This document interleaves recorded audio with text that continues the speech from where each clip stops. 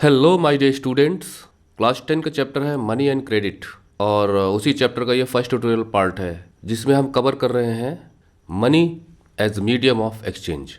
आप जानते हैं मीडियम का मतलब, वैसे तो मीडियम मिडिल के लिए भी होता है which is used in the middle of something, but medium का मतलब ये भी होता है कि माध्यम, मतलब जिसकी मदद से हम कोई काम करते हैं, which helps us in achieving some specific purpose. अब जैसे मान लीजिए रास्ता है और आप यहाँ पर खड़े हैं और आपको यहाँ तक जाना है, तो this path is working as a medium helping you reach from this place to this place. इसी प्रकार से अगर हमें कम्युनिकेट करना है तो हम लैंग्वेज को एक मीडियम के रूप में यूज़ कर सकते हैं। मान लीजिए आपको किसी तक बात अपनी पहुँचानी है और maybe you are in love with someone and you are not able to communicate your thoughts directly. आपको घबराहट है, डर लगता है, and you have a very healthy feeling about your relationship that you are want to develop. तो आप use कर सकते हैं उसके किसी फ्रेंड को as a medium between you both, और फिर मीडियम को ख़त्म करके यू कैन मीट डायरेक्टली। तो उसी प्रकार से जब हम मार्केट में चीज़ों को खरीदते हैं तो चीज़ों का आदान प्रदान होता है। जैसे मान लीजिए सेलर ने आपको वो चीज़ दे दी और आपने सेलर को बदले में कुछ दिया, वो है मनी। तो मनी एक मीडियम के रूप में यूज होता है when we exchange things that I told you here, कि आप कोई भी चीज़ खरीद लेते हो, बदले में पैसा दे देते हो। कोई भी सर्विसेज आप देते हो, बदले में पैसा मिल जाता है। As a teacher I am teaching, तो मुझे भी इसके बदले स्कूल में पैसा मिल जाएगा। तो ये मीडियम वाइडली एक्सेप्टेड भी है हमारे भारत में। कंट्रीज में according to law money has been accepted as widely mode of payment, और लोगों का इस पर ट्रस्ट भी है।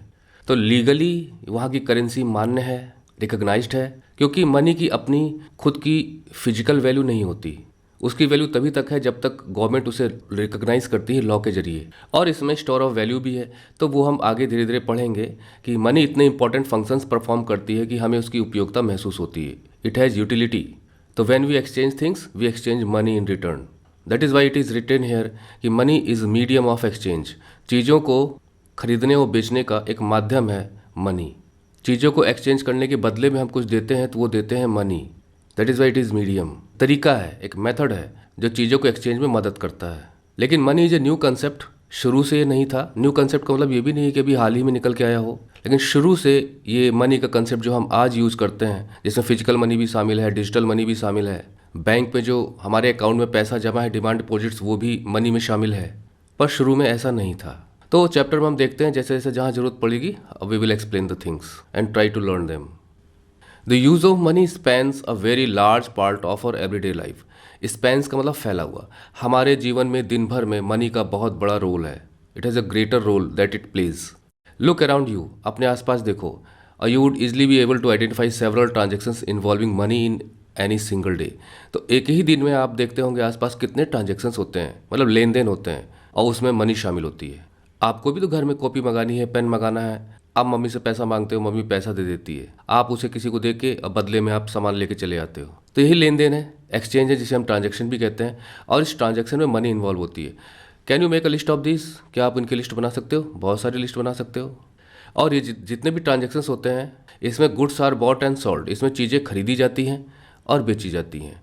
अब with the use of money, this is the with the मतलब use of money can be synonym to medium of exchange. The use of money, that is, it becomes a medium of exchange because we use it to exchange things, means buy and sell. In some of these transactions, services are being exchanged.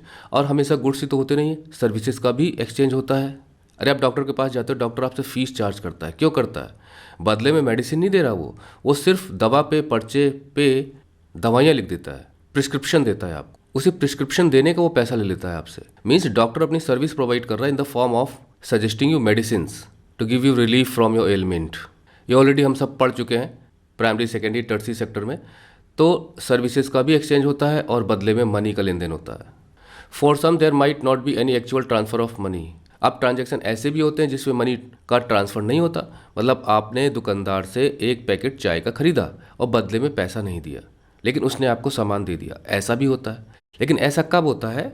मतलब such type of transfer of money does not take place but you are able to buy the things. ऐसा कब होता है? When you make a promise to pay money later. लेकिन आप उसे वादा करते हो, यानी उधार लेते हो कि भैया हमें आज दे दो और हम 2 दिन बाद, 1 हफ्ते बाद, जब सैलरी मिल जाएगी तो आपको वापस कर देंगे। तो अब यहाँ पे मनी का ट्रांसफ़र फ्यूचर में होगा, लेकिन चीज़ें अभी आपको मिल गई। तो ये भी एक ट्रांजैक्शन है जो होता है, यानी उधार लेन देन। लेकिन इसमें भी एक प्रॉमिस है जिसमें मनी इन्वॉल्व है कि we will pay you later, जिसे हम क्रेडिट कहते हैं।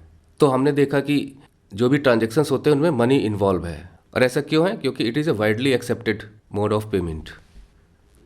Have you ever wondered why transactions are made in money? हाँ, इस पे तो आपका प्रश्न जरूर उठना चाहिए कि ट्रांजेक्शन्स मनी में ही क्यों होते हैं, और कोई तरीका क्यों नहीं अपना सकते हम? The reason is simple. उसका आंसर भी बहुत सिंपल है। क्यों? क्योंकि person holding money can easily exchange it for any community or service that he or she might want. क्योंकि अगर किसी व्यक्ति के पास पैसा है तो बहुत आसानी से वो उसे एक्सचेंज कर सकता है, मतलब किसी को दे सकता है और बदले में कुछ ले सकता है। एक ट्रांजैक्शन वो कर सकता है, किसी कम्युनिटी को खरीद सकता है और किसी सर्विस को वो हायर कर सकता है जिसे उसे आवश्यकता महसूस हो रही हो। आप सफ़र में जा रहे हो, रेलवे स्टेशन पे ट्रेन रुकी, आपकी इच्छा थी मुझे थोड़ा सा एक कप चाय पीनी है, पैसा दिया, आपने चाय पी ली। अब आपके जेब में पैसा था तभी आपने क्या, मतलब money can be carried with you. तो thus everyone prefers to receive payments in money, क्योंकि हर व्यक्ति, जैसे मैंने बताया कि widely accepted mode of payment है, क्योंकि हर व्यक्ति पेमेंट्स को मनी के रूप में स्वीकार करने को राजी है। मान लीजिए आपने चाय वाले से कहा भैया चाय दे दो, लो कितने रुपए की है? भैया हम रुपया नहीं लेते इसके बदले। कहा यार तुम तो अनोखे आदमी मिले हो। कहा नहीं भैया हम रुपया नहीं लेते, हमें इसके बदले में आप 2 चॉकलेट दे दीजिए, हम आपको चाय बढ़िया बना के दे देंगे। या हमें आधा किलो अनाज दे दीजिए, हम चाय आपको बढ़िया बना के दे देंगे। तो उसके पास चॉकलेट है तो उसने दे दी, नहीं तो खरीद के दे दी और चाय उसको मिल गई। तो यहाँ पे देखिए मनी इन्वॉल्व नहीं हुई। हाँ, चॉकलेट खरीदते वक्त या जब उसने खरीदी होगी तब मनी इन्वॉल्व हुई।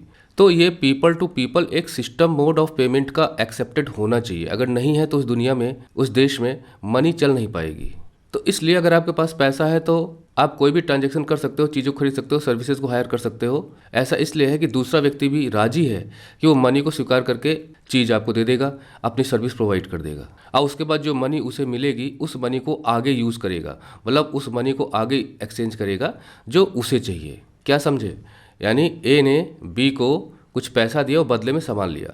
अब बी इस मनी को यूज़ करेगा अपनी चीज़ें खरीदने के लिए। मान लीजिए उसने सी को दिया कुछ सामान लिया, अब सी इस मनी को यूज़ करेगा, तो मनी ट्रेवल कर रही है as a medium of exchange. तो एक्सचेंज थिंग्स हो रही हैं, कम्युनिटीज़ हो रही हैं, सर्विसेज हो रही हैं। मनी तो सिर्फ ट्रेवल कर रही है one hand to another hand, because it is a medium only.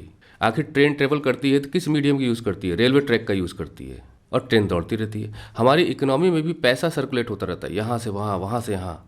जब भी कोई एक्सचेंज होगा कम्युनिटी का, सर्विस का, मनी इन्वॉल्व होगी। It will be used as a medium of exchange. Now take the case of a shoe manufacturer. मान लीजिए एक जूता बनाने वाला है और उसे जूते बेचने हैं, मतलब ए है और इसके पास शूज हैं और उन्हें सेल करना चाहता है, ठीक है, और बदले में उसे चाहिए वीट जो वो मार्केट से खरीदेगा, मतलब मार्केट एंड बाई वीट।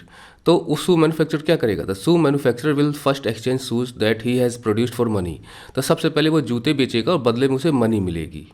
मान लीजिए बी आया उसके पास, उसने कहा भाई मुझे जूते चाहिए, उसने कहा ठीक है, अपना दाम लगाया, इसने इसको मनी दे दी। अब क्या करेगा उस मनी का? Then exchange the money for wheat. उसके बाद इस मनी को वो लेके मार्केट में जाएगा और दुकानदार से कहेगा भैया मुझे वीट चाहिए, मतलब उसके पास वीट है बेचने के लिए, तो वो वीट चाहिए। तो दुकानदार पैसा रख लेगा और वीट इसे दे देगा। अब देखिए जो मनी यहाँ पे थी वो मनी इसके पास चली गई when the things were exchanged. तो मनी का कितना इंपॉर्टेंट काम है, कितना अच्छा काम है, क्योंकि मनी जेब में लेके आप जा सकते हो।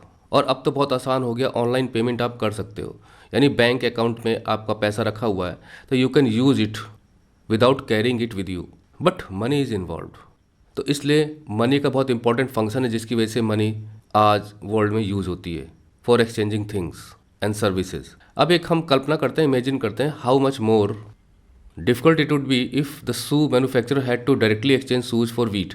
इमेजिन करिए, और ऐसा था एक समय, मतलब ए है उसके पास शूज हैं और उसको क्या चाहिए, वो बेचने के लिए राजी है और बदले में उसे वीट चाहिए। तो अभी तो उसने क्या किया कि भाई किसी व्यक्ति को बेच दिया, जो मनी मिली, मनी से वीट खरीद लिया मार्केट में जाके दूसरी दुकान पे। लेकिन उस सिचुएशन में क्या होगा, जिसे हम बार्टर सिस्टम कहते हैं। बार्टर सिस्टम में क्या होता है कि चीज़ें चीज़ों के बदले में दी जाती हैं। मतलब अगर आप कोई चीज़ दे रहे हो किसी को, कोई कमोडिटी दे रहे हो, तो दूसरा व्यक्ति भी कोई ना कोई कमोडिटी आपको देगा। इसमें फिजिकल थिंग्स का एक्सचेंज होता है जिनकी क्वांटिटी मैटर करती है। और मनी में क्या होता है कि मनी की अपनी खुद की एक वैल्यू होती है जो लीगली एक्सेप्टेड होती है, वो काम करती है। और अगर वो करेंसी अगर गवर्नमेंट बैन कर दे और न्यू करेंसी नोट्स जारी कर दे तो फिर इसका कोई मतलब नहीं रह जाएगा, क्योंकि इसकी फिजिकल वैल्यू है ही नहीं, वो कागज़ का एक टुकड़ा रह जाएगा मात्र, जो कि इंडिया में हुआ भी है। एनीवे हम आगे चलते हैं। तो अब समस्या ये है कि वो शूज़ बेचना चाहता है, बदले में उसे वीट चाहिए और मनी उस वक्त नहीं है, मान लीजिए नहीं यूज होती थी, चीज़ों के बदले चीज़ें दी जाती थी। मतलब no medium direct exchange, no medium direct exchange of things.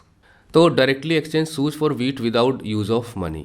He would have to look for a wheat growing farmer who not only wants to sell wheat but also wants to buy the shoes in exchange. This is both parties have to agree to sell and buy each other commodities. इसका मतलब क्या मतलब समझे? इसका मतलब ये है कि ए को एक दूसरा व्यक्ति चाहिए होगा, मान लीजिए बी है और वो फार्मर होगा, उसके पास वीट होगा। तो पहली कंडीशन तो वो एक ऐसे व्यक्ति को ढूंढे जिसके पास वीट हो। जैसे मान लीजिए फार्मर उसको मिल गया, पहली कंडीशन पूरी हो गई, पहली शर्त पूरी हो गई, वो खुश हो गया, अरे मुझे वीट चाहिए, तुम्हारे पास तो वीट है, अब मुझे वीट मिल जाएगा। उसने कहा भैया सूज ले लो यार, मुझे वीट दे दो, मुझे बहुत ज़्यादा ज़रूरी है, एक बोरा मुझे गेहूँ चाहिए और सूज खरीद लो। अब फार्मर कहेगा मुझे सूज नहीं चाहिए, ओहो मुसीबत। अब ए के सामने मुसीबत आ गई, जो वो खुश था बेचारा दुखी हो गया, अब मेरे घर में भोजन कैसे बनेगा, अरे आटा चाहिए। उसने कहा वापस जाओ। तो इसका मतलब जहाँ पे डायरेक्ट एक्सचेंज ऑफ थिंग्स होते हैं वहाँ पर एक शर्त और पूरी होनी चाहिए। वो क्या पूरी होनी चाहिए कि इस फार्मर को जूतों की ज़रूरत भी होनी चाहिए। तो इसमें दोनों खुश हो जाएंगे। ए जाएगा कहेगा अरे तुम्हारे पास वीट है यार, मुझे वीट दे दो। तो उसने कहा मुझे शूज़ चाहिए, तुम्हारे पास है? उसने कहा अरे यार मेरे पास शूज़ है। क्या तुम्हारे पास शूज़ हैं? लो यार वीट इधर से लो, शूज़ इधर से दो, दोनों में एक्सचेंज हो गया। बार्टर सिस्टम में यही होता था, मतलब कि एक्सचेंज ऑफ थिंग्स में चीज़ों का आदान प्रदान होता था और उस स्थिति में हमें दो शर्तें पूरी करनी पड़ती थी। मतलब जो चीज़ आपको खरीदनी है, यानी कि what you want two by, तो बदले में आप कुछ सेल भी करोगे। और यहाँ पे भी एक व्यक्ति होना चाहिए कि जो चीज़ आप बाई कर रहे हो वो उसके पास हो और बदले में जो चीज़ आप सेल कर रहे हो वो उसे चाहे, मतलब उसको ज़रूरत हो उसकी। तो जो वो देना चाहता है वो आप लेना चाहते हो और जो आप देना चाहते हो वो लेना चाहता है। इस तरह के एक्सचेंज में ये सिस्टम चल सकता है जो हम यहाँ पढ़ रहे थे। This is known as double coincidence of wants. इसी को कहते हैं डबल कोइंसिडेंस ऑफ वांट्स। देखिए कोइंसिडेंस का मतलब इत्तेफाक। इत्तेफाक का मतलब ये होता है कि जो आप चाहते हो और आपको लगता है ऐसा पूरा नहीं होगा और फिर भी वो पूरा हो जाए, तो आप कहते हो व्हाट अ कोइंसिडेंस। रास्ते में आप फंस गए हो, टाइम हो गया, कोई बस भी नहीं जा रही, आप सोचो यार कोई मेरा जान पहचान का मिल जाता, बड़ा मुश्किल है इस समय, तो यहाँ पे कोई आता भी नहीं है, लेकिन कोई आ जाए, व्हाट अ कोइंसिडेंस। अरे यार मैं सोच ही रहा था और आ गए, कोइंसिडेंस। तो डबल कोइंसिडेंस की आवश्यकता पड़ती है, मतलब दो चीज़ें एक साथ हों, then it is double coincidence. तो यहाँ पर एक साथ होने की बात मैंने आपको बता दी। वो दो कंडीशन कौन कौन सी हैं कि जो चीज़ सेल की जा रही है उसे खरीदने वाला एक व्यक्ति होना चाहिए और उस व्यक्ति के पास वो चीज़ होनी चाहिए जो व्यक्ति सेल कर रहा है, उसे जो चाहिए वो आपके पास होना चाहिए। Means double coincidence involves exchange of those things which both the persons, both the parties are eager to buy and sell between themselves. Means कि एक इत्तेफाक तो वो पूरा होना चाहिए, एक कोइंसिडेंस तो ये पूरा होना चाहिए कि जो आप चाहते हो, जैसे वीट चाहते हो तो वो आपको अवेलेबल हो गया। और दूसरा कोइंसिडेंस आपको ये चाहिए होता है कि आपके पास जो है, जिसके पास वीट है वो उसे खरीदने को तैयार है। Then this barter system takes place. What a person desires to sell is exactly what other wishes to buy. मतलब एक व्यक्ति जो चीज़ बेचना चाहता है ठीक वही चीज़ एक दूसरा व्यक्ति खरीदने के लिए तैयार भी है। This is double coincidence. In a barter system where goods are directly exchanged without the use of money, double coincidence of wants is an essential feature. तो पहले जब मनी का कंसेप्ट नहीं था तो बार्टर सिस्टम में चीज़ें, अभी भी देखिए कभी गांव देहात में, जैसे मेरे समय में तो दोपहर के समय कोई आइसक्रीम बेचने वाला आता था तो हम लोग आइसक्रीम ले लेते थे, बदले में एक मुट्ठी ले जाकर अनाज जो भी होता तो दे देते थे उसको। आज भी ऐसे ही है, जो रिमोट एरियाज़ हैं, विलेजेस हैं, वहाँ पे सामान बेचने के लिए लोग जाते हैं और बदले में मनी की बजाय वो अनाज ले लेते हैं। लेकिन डबल कोइंसिडेंस वहाँ भी होता है। मान लीजिए कोई नमक बेच रहा है, नमक बेचने वाले जाते हैं गांव में, तो उसने भाई 1 किलो नमक दिया और बदले में 1 किलो गेहूँ ले लिया। तो गेहूँ इसे चाहिए, वो ले सकता है, और नमक इन्हें चाहिए और गेहूँ दे सकते हैं। तो लेन देन में ये कोइंसिडेंस पूरा होना जरूरी है, नहीं तो लेन देन नहीं हो पाएगा। This is barter system. Means goods are directly exchange without the use of money. This is barter system. And double coincidence barter system का एक एसेंशियल फीचर है। इन कॉन्ट्रास्ट, ठीक इसके opposite, in an economy where money is in use, जिस economy में money का use होता है, money by providing the crucial intermediate step. देखिए इंटरमीडिएट स्टेप का मतलब होता है मिडिल में। अभी जैसे क्लास 12 में होते हो तो वो एक आपकी इंटरमीडिएट क्लास होती है, क्योंकि ना तो प्राइमरी होती ना सेकेंडरी होती है, और ना आप ग्रेजुएशन कर चुके हो ना पोस्ट ग्रेजुएशन कर चुके हो, बीच का हिस्सा इंटरमीडिएट। तो मनी भी एक प्रकार से इंटरमीडिएट स्टेप है इन एक्सचेंज ऑफ थिंग्स। यानी ए से बी को, मतलब ए ने कोई चीज़ सेल की और बी ने उसे खरीद लिया, तो इस खरीद फरोख्त के बीच में एक मीडियम का यूज हुआ, एक इंटरमीडिएट स्टेप था जो मनी का लेन देन है। That is Y money by providing a crucial very important intermediate step eliminates the need for double coincidence. तो मनी का एक बहुत ही अच्छा फ़ायदा हुआ यूज़ करने का कि ख़त्म कर देना, एलिमिनेट्स को मतलब ख़त्म कर देना, नीड फॉर डबल कोइंसिडेंस। उसने डबल कोइंसिडेंस के वांट्स की कंडीशंस को ख़त्म कर दिया, जो हमने यहाँ पे स्टडी किया था कि अगर शू मैन्युफैक्चरर को वीट की ज़रूरत है तो चुपचाप उसे वो जिसे शू चाहिए उसको बेच देगा। लेकिन अब ये ज़रूरी नहीं है कि जिसने ख़रीदा उसके पास वीट हो, वो सिर्फ मनी को अपने जेब में रख लेगा, उसके बाद किसी दूसरी दुकान पे जाएगा जहाँ पे वीट अवेलेबल होगा, वहाँ पैसा देगा, वहाँ से वीट ले लेगा। तो डबल कोइंसिडेंस ऑफ वांट्स की कंडीशन को ख़त्म कर दिया मनी ने, क्योंकि मनी एक इंटरमीडिएट स्टेप के रूप में काम कर रही है, लेन देन के बीच में आ जाती है और बाद में इस मनी को हम कहीं दूसरी जगह यूज कर सकते हैं। Because it is only a medium, this medium is not consumed, it is only used to facilitate transactions because it is widely accepted system in the country recognized by laws. तो it is no longer necessary for the shoe manufacturer to look for a farmer. तो money के concept की वजह से, money के use की वजह से अब जो शू मैन्युफैक्चरर है उसे उस किसान की तलाश नहीं है जो उसके शूज़ को खरीदेगा और साथ ही साथ उसी समय, है ना, coincidence at the same time दूसरी चीज़ और पूरी होनी चाहिए कि वो उसे वीट बेचेगा। बेचेगा का मतलब वीट उसके पास है और बेचना चाहता भी है। All he has to do is find a buyer. तो अगर मनी आपके पास है तो आपको सिर्फ एक ऐसे व्यक्ति की तलाश करनी पड़ेगी जो उसके जूतों को खरीदने के लिए राजी हो। क्योंकि एक कंडीशन तो अभी भी बन रही है, क्योंकि आप दुकान में जूते सजा के बैठे हुए हैं, अगर कोई बायर आएगा ही नहीं, खरीदेगा ही नहीं, मतलब एक ट्रांजैक्शन होगा ही नहीं, तो मनी आपके पास आएगी नहीं, और जब मनी नहीं आएगी तो आप दुकान में जाके वीट भी नहीं खरीद पाओगे। तो एक कंडीशन तो अभी भी है, मतलब देयर शुड बी बायर, और ये हर जगह होगी। वीट वाला वीट लेके बैठा है, कोई खरीदने नहीं आ रहा है, तो उसके पास कहाँ से पैसा आएगा? तो बायर तो कंडीशन अभी भी चाहिए, मनी होने के बावजूद भी, मतलब वन कंडीशन। और अगर आपके पास मनी है और अब वीट आप जा रहे हो खरीदने के लिए और किसी मार्केट में अवेलेबल ही नहीं है भी तो हाई प्राइस पे है, आप उसे खरीद नहीं सकते हो, आपके पास उतना मनी नहीं है, तो इंडिविजुअली ये कंडीशंस बाइंग एंड सेलिंग की तो पूरी होनी है। Once he has exchange his shoes for money, एक बार उसने जूता बेच दिया और बदले में पैसा मिल गया, जो बदला कह रहे हो ना, बदले में मिल गया, यही ट्रांजेक्शन है। मतलब शूज़ दिए तो बदले में मनी मिली, दिस इज ट्रांजेक्शन। अगर अदल बदल नहीं होगा तो ट्रांजेक्शन ही कहाँ होगा? ही कैन परचेज वीट और एनी अदर कम्युनिटी, तो उस पैसे से वो वीट खरीद सकता है या कोई और चीज़ खरीद सकता है, कोई और वस्तु खरीद सकता है मार्केट से।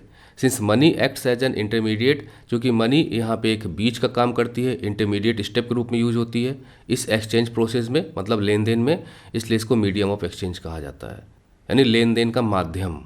That is, money is used as a medium while exchanging things, and this medium comes into use while things are exchanged, means sold and bought. और एक इंटरमीडिएट स्टेप है, क्यों? क्योंकि फाइनल लेन देन चीज़ों का होता है, ना कि मनी का। And money will always play the role of an intermediate. It is and will be used only for exchange of things. It is not going to be used as food or used for drinking purpose. अगर आपको कोई drink खरीदना है तो आप money को use करोगे, you will use it, consume it, not this. It is intermediate, it is just a medium. The trains will travel on track but track will not move with the train. In the same way economy में money move करती रहती है, circulate होती रहती है one hand to another, क्योंकि railway tracks बिछे हुए हैं, इस पर कोई भी ट्रेन आ जा सकती है जिससे ये संभाल सकती हैं ट्रैक्स। आप भी पैसा है तो अगर आप कॉस्ट पे करने की क्षमता रखते हो तो कोई भी चीज़ खरीद सकते हो, अगर वो बिकने के लिए अवेलेबल है तो। Anyway, modern forms of money को हम अगले ट्यूटोरियल में कवर करेंगे। Thank you for watching the video tutorial. See you in the next video. Till then, goodbye, take care.